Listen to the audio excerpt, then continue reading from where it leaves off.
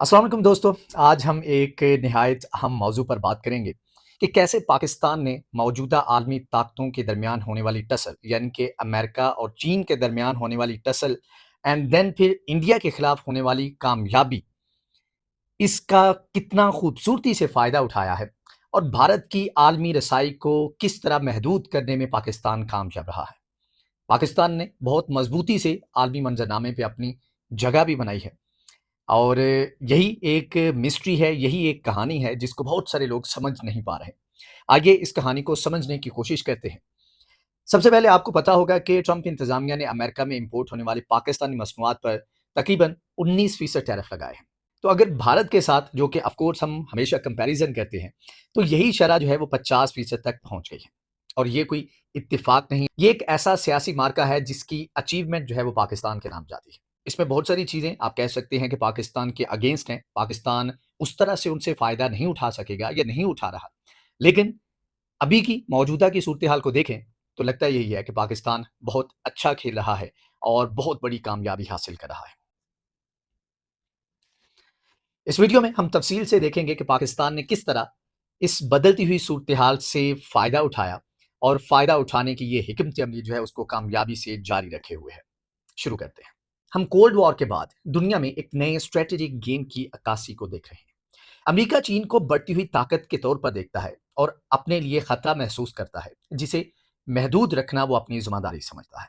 और भारत इस मकसद के लिए एक अहम पार्टनर है अमेरिका की नज़र में। खास तौर पर क्वाड अलायंस की बात करें जिसमें जापान और ऑस्ट्रेलिया भी भारत के साथ शामिल है। दूसरी जानिब चीन जो है वो अपनी बेल्ट एंड रोड इनिशिएटिव जो है उसके ज़रिए अपना असर रसूख जो है उसको बढ़ा रहा है खित्ते के अंदर। और पाकिस्तान इस जियो स्ट्रेटेजिक मामले के अंदर एक बहुत अहम रोल प्ले कर रहा है, रीढ़ की हड्डी बन चुका है। जहाँ दोनों बड़ी ताकतें अपनी पोजीशन मजबूत करना चाहती हैं, तो पाकिस्तान ने भी ऐसी सिचुएशन से फ़ायदा उठाने का फैसला किया है एंड ट्रस्ट मी, पाकिस्तान का ऐसे मामलात में बहुत ज़्यादा एक्सपीरियंस है। इसके अलावा पाकिस्तान चीन की स्ट्रेटेजिक फ्रेंडशिप की बात करें तो उसमें बहुत डेप्थ है, बड़ी दहाइयों पर मुहित है। और अगर कुछ वक्ती गेन के लिए अमेरिका के साथ पाकिस्तान चलता भी है, तो चाइना इस बात को अंडरस्टैंड करता है कि पाकिस्तान के लिए ये भी ज़रूरी है। पाकिस्तान अगर इस तरह का कोई कदम उठाता है, तो चाइना बहुत ज़्यादा माइंड नहीं करता। दूसरी तरफ अमेरिका के साथ ताल्लुकात में उतार-चढ़ाव रहकर भी पाकिस्तान ने पोस्ट 9/11 की ग्लोबल कॉन्टेक्स्ट में अपनी अहमियत को उस वक़्त भी साबित किया, जबकि भारत इस ट्रायंगुलेशन में पिंचा हुआ महसूस करता है। यानी कि उसको लगता है कि वो अ, इसमें बिल्कुल जो है ना पिचक गया है, क्योंकि पाकिस्तान ने इस फ़ज़ा को बहुत खूबसूरती के साथ अपने एडवांटेज में बदल दिया है। मौजूदा सूरत-ए-हाल जहाँ पर टैरिफ-टैरिफ खेला जा रहा है, उसकी अगर बात करें, तो अमरीकी टैरिफ पॉलिसी है, उसके ऊपर पाकिस्तान के पॉज़िटिव असरात भी आ सकते हैं और मनफ़ी। मनफ़ी को पॉज़िटिव में बदलने का पाकिस्तान के पास बहुत अच्छा मौका है, अगर हम इसको अच्छे तरीके से खेल पाएँ तो। पाकिस्तान अमेरिका इक़्तिसादी शोबे की अगर बात करें, तो ट्रंप इंतज़ामिया ने साबिक़ा फ्यू ईयर में अपने ट्रेड वार की फ़ज़ा में मुख्तलिफ़ ममालिक पर लेवी टैरिफ्स का इतलाक़ किया है। यानी कि इंडिया, यूरोप, चाइना पर सख्त टैक्सेस लगाए हैं। लेकिन पाकिस्तान को रिलेटिवली एक सॉफ्ट जो है वो हिट किया है। सॉफ्टनेस जो है, जो भी टैरिफ लगाए गए हैं उसमें हमें नज़र आती है। ये 19% का टैरिफ पाकिस्तान के लिए एक बहुत बड़ी कामयाबी थी और साथ में यही टैरिफ एक बहुत बड़ा मौका भी है पाकिस्तान के लिए। क्योंकि पाकिस्तान की बड़ी बरामदी सनत जो है, बिलखुसूस टेक्सटाइल सेक्टर जो है, 92% तक अमेरिका की बरामदात पर मुश्तमिल है।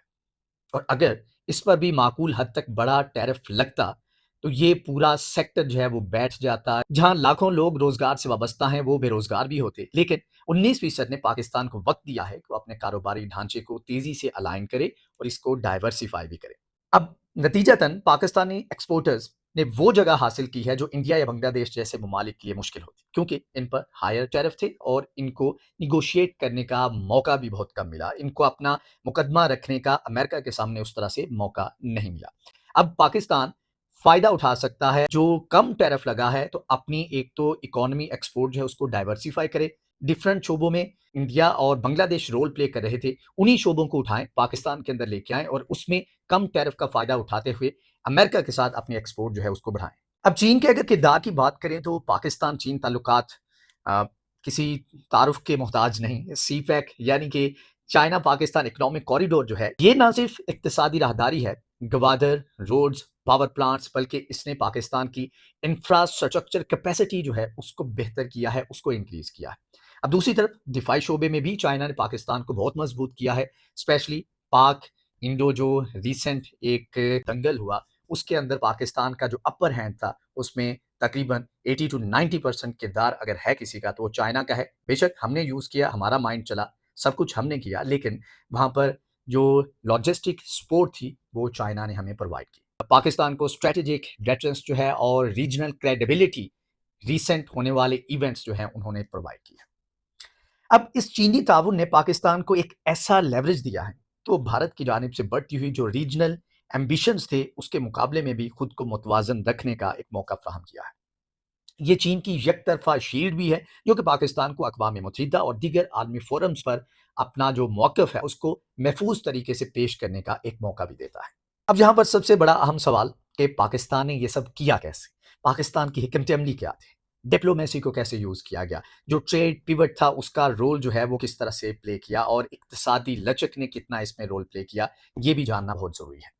पाकिस्तान ने कैसे अपने लिए इस मैदान को हमवार किया? तो पहला उसका पॉइंट ये है कि डिप्लोमेसी में नरमी और हिकमत अमली जो है, उसको वक़्त के साथ तब्दील करना। भारत की तरह अकड़ में नहीं रहा, बल्कि पाकिस्तान को जहाँ पर लगा कि उसको चाइना की सपोर्ट की ज़रूरत है, पाकिस्तान ने चाइना की सपोर्ट ली एंड देन अमेरिका को जानते हुए कि अमेरिका इंडिया की साइड पे खड़ा है, उसकी बैक पे खड़ा है, देन अपना स्टांस चेंज किया। बहुत ज़्यादा एरोगेंट नहीं हुआ पाकिस्तान एंड अमेरिका के साथ भी उसने बिल्कुल पैंतरा बदल कर चलने की कोशिश की। मेन जो पॉइंट था वो ये था कि पाकिस्तान ने अमेरिका और चीन दोनों के साथ मुज़ाकरात को जारी रखा और अपनी नॉट एंटी इंडिया पोज़ीशन को बरकरार रखा। मतलब ये है कि पाकिस्तान ने ये स्टांस रखा कि भई हम अमन चाहते हैं, हमें इंडिया के साथ कोई जंग नहीं लड़नी, लेकिन अगर हमारे ऊपर मुसल्लत की गई तो हम फिर जो है ना उसका जवाब देंगे। इससे एक क्रेडिबिलिटी क्रिएट हुई एंड पूरी दुनिया के सामने इंडिया जो है एज़ एन एग्रेसर जो है वो पेश हुआ। और यही वजह थी कि पाकिस्तान को स्ट्रेटेजिक डायलॉग्स के अंदर अपना मौक़िफ़ जो है मज़बूत बनाने का मौका मिला। अब दूसरा पॉइंट जिसको पाकिस्तान ने बहुत होशियारी से अपने हक में यूज़ किया एंड फर्दर इन फ्यूचर जो है इसको और बेहतर कर सकता है कि तजारती महाज पर जो ट्रेड डेवलपमेंट अथॉरिटीज़ हैं, उनको पिवट किया और टारगेटेड कैंपेन चलाए और जो पाकिस्तानी एक्सपोर्टर्स थे, उनको यूएस इंपोर्टर्स के सामने खड़ा होने का मौका मिला, निगोशिएट करने का मौका मिला और उससे पाकिस्तानी एक्सपोर्टर्स ने फ़ायदा उठाया। खासतौर पर होम टेक्सटाइल, राइस, रग्स में पाकिस्तानी गुड्स जो हैं, उन्होंने बहुत हद तक अमेरिका के अंदर जगह बनाई है और इसके अलावा और बहुत सारे शोबे हैं जिनको आप अगर आप डाइवर्सिफ़ाई करते हैं, अगर आप अपने एक्सपोर्टर जो है उनको मौका प्रोवाइड करते हैं, फैसिलिटेट करते हैं, तो इस मौके से फ़ायदा उठा सकते हैं। लो टैरिफ्स हैं और आपके कंपेटिटर जो इस रीजन के अंदर बैठे हैं, उनके ऊपर हाई टैरिफ है। अब तीसरा तरीका जिसके ज़रिए पाकिस्तान ने इस सारी गेम को चेंज किया, वो था सनती और मुआशी डाइवर्सिटी जो थी, उसको अपनाया। हुकूमत और जो ट्रेड बॉडीज़ थीं, उन्होंने वैल्यू एडेड प्रोडक्शन जो है उसकी तरफ ज़ोर दिया। यानी कि अब खाम कॉटन बेचने की बजाय तैयार ब्रांडेड आइटम्स और गारमेंट्स की बरामद में इज़ाफ़ा किया। साथ ही Latin America, Africa, middle east और अदर मार्केट जो है उनको भी निशाना बनाया गया ताकि यूएस डिपेंडेंसी जो है वो कम हो सके। अब इसके नतीजे में पाकिस्तान ने न सिर्फ करंट एडवांटेज जो है उसको यूज़ किया, बल्कि जो अपनी इकोनॉमिक फाउंडेशन थी उसको भी मुस्तहकम किया। और अगर इसी तरीके से, इसी तरह हिकमत अमली से पाकिस्तान चलता रहा, तो आने वाले टाइम के अंदर पाकिस्तान बहुत हद तक इससे फ़ायदा उठा सकता है और इस तरह के मौके आई डोंट हैव टू से कि बार-बार जो है हमें नहीं मिलेंगे। अब यहाँ पर जो समझने की ज़रूरत है वो ये है कि कोई भी गलत या ऐसा कदम भारत उठा सकता है कि जहाँ पर वो अपनी सुर्ख़ी को कम करने के लिए किसी भी हद तक जाएगा। और हमें ये समझने की ज़रूरत है कि भारत ने जो फीलिंग ऑफ स्ट्रैटेजिक स्क्वीज़ है, उसको बहुत बुरी तरह से फ़ील किया है। टैरिफ्स की वजह से कुछ ट्रेड कैटेगरीज़ में उसने नुकसानात भी उठाए हैं। अब इसके अलावा इंडिया ने जो अफ्रीकन, रशियन और वेस्ट एशियन पार्टनरशिप्स थी, उसमें भी जो गहराई है वो लाने की कोशिश की है। और ज़ाहिर बात है भारत ने अगर इस लेवल पे जाके स्टांस लिया है, रशिया से पीछे नहीं हटा, तो ऑफ़ कोर्स भारत अपना इसमें फ़ायदा देख रहा है। कुछ ना कुछ तो भारत को नज़र आ रहा है कि वो इससे फ़ायदा उठाने की कोशिश करेगा इन नियर फ्यूचर या मे बी इन फ्यूचर।